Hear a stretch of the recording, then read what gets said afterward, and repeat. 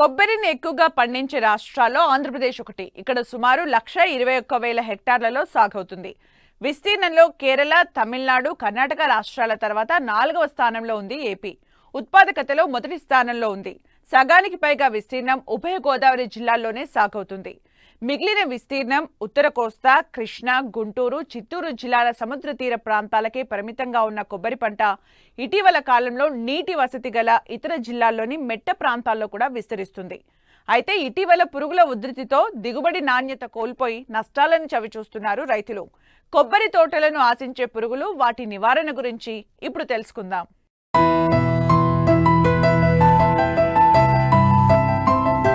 ఉభయ గోదావరి జిల్లాలతో పాటు ఉత్తర కోస్తాలో ఎక్కువ శాతం మంది రైతులు కొబ్బరి సాగుపై ఆధారపడి ఉన్నారు.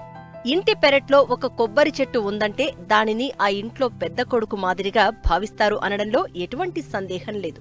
2 నెలలకు ఒకసారైనా ఆ కొబ్బరి చెట్ల నుండి దిగుబడి వస్తుందని, ఇంట్లో ఖర్చులు కొంతవరకైనా గట్టెక్కుతాయని చెబుతారు. అయితే గత కొన్నేళ్లుగా కొబ్బరిలో అనేక చీడ పురుగులు సోకినప్పటికీ నల్లముట్టె, కొమ్మ పురుగులు గణనీయమైన ఉత్పత్తి నష్టాన్ని కలిగిస్తున్నాయి. దేశంలోని కొబ్బరి పండించే అన్ని ప్రాంతాల్లో ఈ పురుగులు వ్యాప్తి చెంది ఉన్నాయి. వీటి నివారణకు ఎలాంటి సస్యరక్షణ చర్యలు చేపట్టాలో రైతులకు తెలియచేస్తున్నారు ఆముదాల వలస కృషి విజ్ఞాన కేంద్రం శాస్త్రవేత్త అనూష. ప్రస్తుతం మన రాష్ట్రంలో ముఖ్యంగా పండించేటటువంటి ఉద్యాన పంటల్లో కొబ్బరిని చెప్పుకోవచ్చు. ఈ కొబ్బరి సుమారు రాష్ట్రంలో 1,21,000 హెక్టార్లలో సాగు చేయబడుతుంది.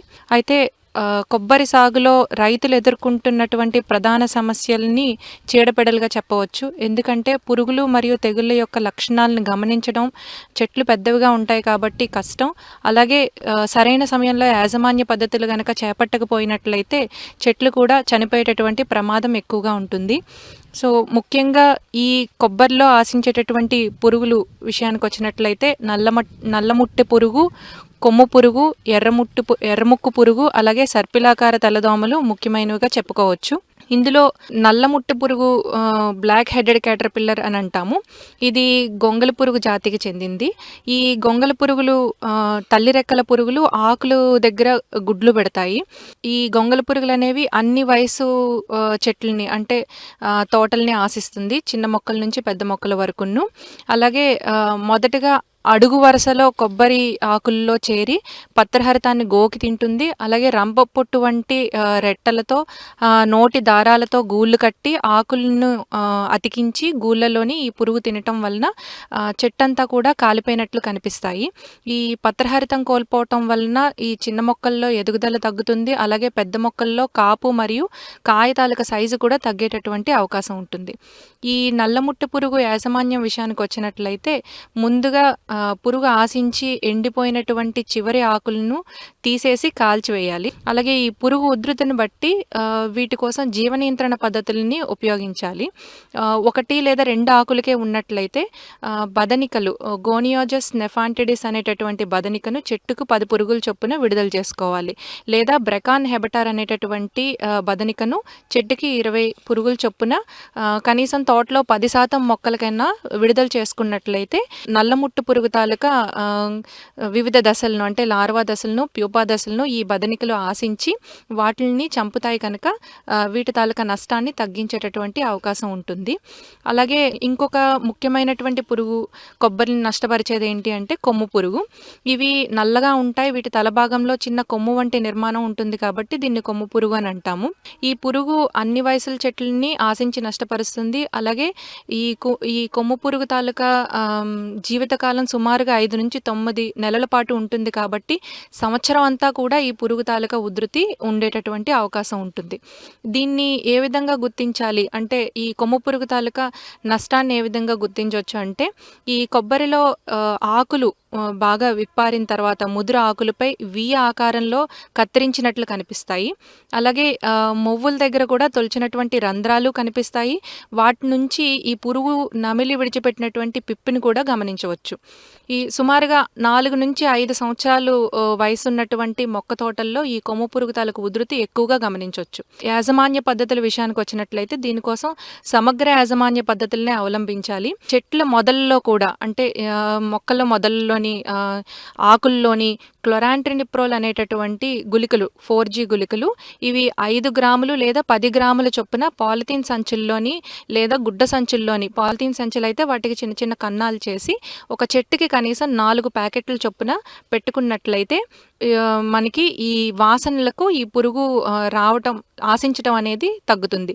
అలాగే 3 నెలలకు ఒకసారి కొబ్బరి చెట్ల మొవ్వుల్లో లేదా ఆకు వలయాల్లో వేపపిండి ఒక 100 గ్రాములు అలాగే 150 గ్రాముల ఇసుకలో కలిపి ఈ ఆకులు వలయాల్లో వేసుకున్నట్లయితే ఈ పురుగు తినేటప్పుడు దానికి ఇసుక తగలడం వల్ల లేదా వేపపిండి తగలడం వలన ఆపడానికి అవకాశం ఉంటుంది. అలాగే ఈ కొబ్బరి చెట్టు కమ్మ భాగంలో కూడా నాఫ్తలిన్ గుళికలు 12 గ్రాములు అంటే కనీసం 2 ఉండలు చొప్పున ఒక్కొక్క చెట్టుకి గనక మనం వేసుకున్నట్లయితే ఈ గుళికల తాలూకా వాసనలకి ఈ పురుగులు రాకుండా ఉండటానికి అవకాశం ఉంటుంది. ఇటీవలి కాలంలో కొబ్బరి తోటలను తీవ్రంగా నష్టపరుస్తున్నాయి ఎర్రముక్కు పురుగు, సర్పిలాకార తెల్లదోమ. ప్రస్తుతం చేపడుతున్న నివారణ చర్యలు కొంత ఫలితం ఇస్తున్నప్పటికీ అంతకన్నా వేగంగా ఇవి వ్యాపిస్తూ ఉండడం ఆందోళన కలిగిస్తోంది. వీటిని గుర్తించిన వెంటనే చేపట్టాల్సిన సమగ్ర సస్యరక్షణ చర్యలేంటో ఇప్పుడు చూద్దాం. ఇకపోతే ఈ కొబ్బరిని ఆశించేటటువంటి రెండో ముఖ్యమైన పురుగు కింద ఎర్రముక్కు పురుగు కింద చెప్పవచ్చు. ఈ పురుగు కూడా నష్టం చాలా ఎక్కువగా ఉంటుంది. ఈ పురుగు నష్టం వలన ఏంటంటే మొక్కలు కూడా పూర్తిగా చనిపోయేటటువంటి అవకాశం ఉంటుంది. సుమారుగా 5 నుంచి 10 సంవత్సరాల వయసు కలిగినటువంటి తోటల్ని ఎర్రముక్కు పురుగు ఆశిస్తుంది.